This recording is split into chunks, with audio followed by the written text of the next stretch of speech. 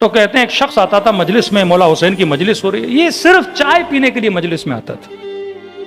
1 cup چائے کا پیا، 2 کپ چائے کے پیے، 3 کپ چائے کے پیے، 4 کپ چائے کے پیے، اور چائے پینے کے بعد چلا گیا۔ نہ مجلس میں روتا تھا، نہ ماتم کرتا تھا، نہ مولانا کو سنتا تھا، نہ جب صلوات بھیجی جاتی تھی کوئی توجہ ہوتی تھی، یہ بس آتا 3 کپ چائے کے پی اور نکل جاتا تھا۔ شیخ عبداللہ کہتے ہیں کہ یہ عادت مجھے اس کی بڑی بری لگتی تھی۔ کہتے ہیں ہم صدام کے آنے کے بعد ایران چلے گئے، 1.5 سال کے بعد میں نے اس مومن کو قم کی مجلس میں دیکھا، اور جب مجلس میں آیا تو وہاں بھی چائے چل رہی تھی اور اس نے پھر چائے کے کپ پینا شروع کر دی۔ میں نے کہا یہ عجیب مومن ہے کہ نہ مجلس صحیح سے سنتا ہے، نہ کوئی نعرہ مارتا ہے، نہ کوئی صلوات بھیجتا ہے، نہ کوئی ماتم کرتا ہے، چائے پہ چائے پی رہا ہے۔ کہہ رہا دل میں میرے اس مومن کے لیے خیال اچھا نہیں تھا کہ یہ کیسا مومن ہے۔ شیخ عبداللہ کہتے ہیں 1.5 سال کے بعد یہ مر گیا۔ اس کی وفات کے 1 سال کے بعد اللہ نے اس مومن کی مجھے برزخ دکھائی۔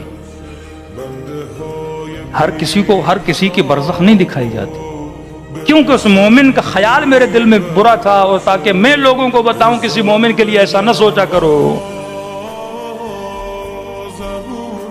اب عالم برزخ میں کیا دیکھتا ہوں کہ برزخ کے باغوں میں سے ایک باغ میں یہ بوڑھا بیٹھا ہے، اور میں تعجب سے پوچھتا ہوں کہ جناب تم نے ایسا کون سا کارنامہ انجام دیا؟ نہ روتے تھے، نہ ماتم صحیح سے کرتے تھے، نہ مجلس میں صحیح سے بیٹھتے تھے، صرف چائے پی کے چلے جاتے تھے۔ یہ جگہ تمہیں کس نے دی؟ کہا شیخ عبداللہ یہ جگہ مجھے حسین نے دی ہے۔ کہ جیسے روح پرواز کی عالم برزخ میں امام حسین مجھے لے کر آئے، کہ اس باغ میں رہو تا قیامت، جب قیامت ہوگی تمہیں اور اچھی جگہ ہم دیں گے۔ کہتا پھر میں نے کہا شیخ عبداللہ تم نے ایسا کیا کیا تھا کہ امام حسین نے تجھے باغ دیا ہے؟ تو صرف چائے پیتا تھا۔ کہتے یہاں پہ یہ بوڑھا غصے میں آیا، اور اس نے کہا شیخ چائے تو پیتا تھا، لیکن یہ بتا چائے کس کی پیتا تھا؟ کیا میرے گھر میں قہوہ نہیں تھا؟ کیا میرے گھر میں چائے نہیں تھی؟ چائے تو میرے گھر میں بھی ملتی تھی۔ کہ میں صرف مجلس میں حسین کی چائے پینے کے لیے آتا تھا۔